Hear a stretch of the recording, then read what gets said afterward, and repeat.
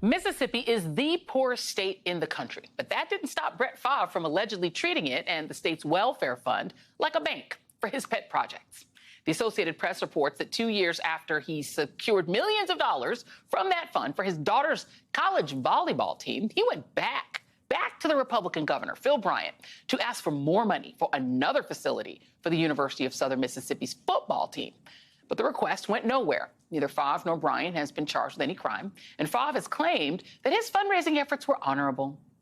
Now, it is disgusting, but not entirely surprising that the state's Republican governors and their state legislatures have consistently failed Mississippi's most vulnerable, including the people who live in the state capital, Jackson, long neglected by the state, with low-income citizens living in squalid conditions with no access to clean water.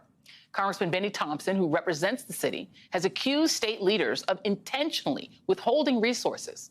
Maybe Brett Favre could send a text to get some action.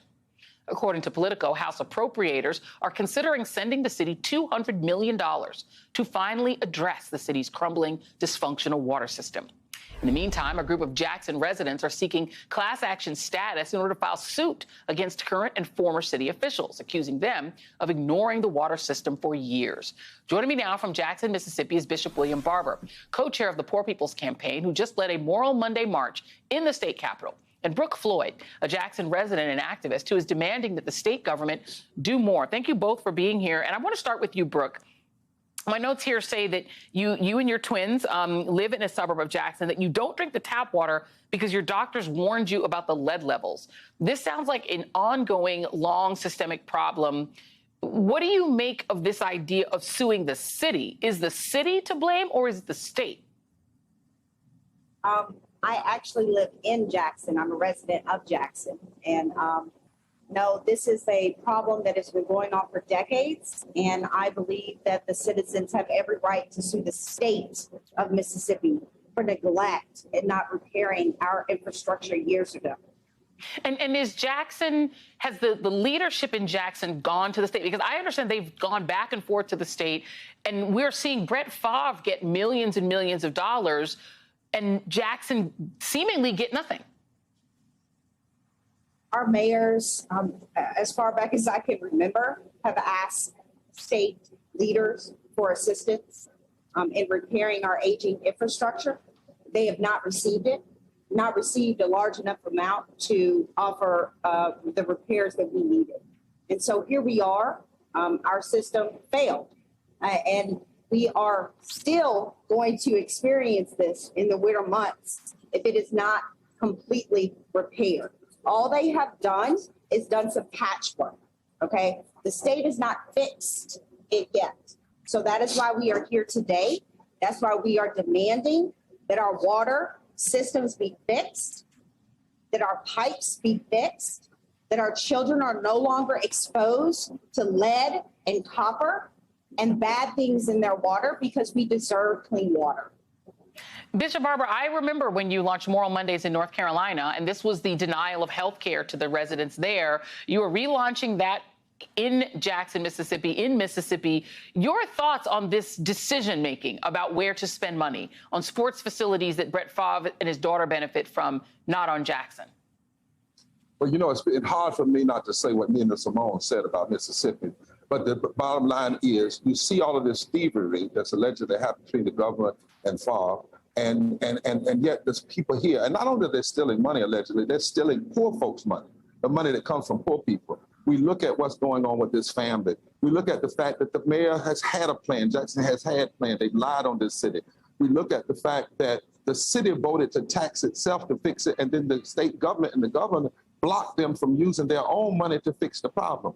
What you have here is a group of folk who are intent. They want privatization. They want to own this city. They want to own the airport. Seemingly, they want to steal the money. They don't want poor people to have anything. But what's happening is poor and low-wealth people of every race, creed, and color are standing up, because this water is hurting Black people and women and men and the disabled and Latinos and white people. And this Moral Monday is the first. When we started in North Carolina, it was 17 people. They have 10 times, 20 times more people than that here. And this is just the first. What we're not going to do, be silent. What they're not going to do is allow them to do patchwork and then get it out of the media and continue to do the same old, same old. People are tired of having to wash their babies in poison water and don't know what's in it. They're tired of it. And it happens year after year because the state and the governor has been more interested in blocking fixing what needs to be fixed than helping to fix what needs to be fixed. The state, the federal government, our Corps of Engineers, all of them could get in here and do this. My sister Mallory just said it. If this was anywhere else, if this was in an affluent community or an affluent city, this would not be happening. This would not be happening. It's happening here because of that, but people are standing up and deciding that they're not going to be silent or quiet anymore on these matters. And they've been organizing for years about this. This is not just something just starting. These people have been organizing for years, George. Yes. What was the question? No, indeed. I was just going to ask Ms. Flood if you could just describe for us what it is like to live in a city, because we saw this with Flint, a city, without water, a city where you don't have access to water that comes out of your tap. It's frustrating. It's overwhelming as a parent. When the water is gone, schools are closed. Your kids are at home. They're learning at home. I know this whole country dealt with that during the pandemic, but this has happened before the pandemic. Our children were at home for long stretches of time because the water lines broke. Our water system was broken. It is broken. And so this is, boiling water after you've gotten home from work, having just to wash the dishes, getting bottled water to brush teeth, to wash babies' faces because you don't want them to accidentally ingest the water. Sure. This is a time-consuming, a frustrating, money costing, you name it. It runs the list of things that are inconvenient as well as unfair. I mean, the list goes on. It's immoral. It's sinful. It's not okay, and it's not right. And George, one thing before you go, what is also the issue? The same people here, that same governor, they're blocking living wages. 50% of Mississippians make less than a living wage. They block health care in this state. So during a pandemic, people died because they didn't have health care. And they're also poisoning the water. That's why people are coming together, because they're tired of it and it must change. Indeed. Bishop William Barber, Brooke Flood, thank you both very much. Much appreciated.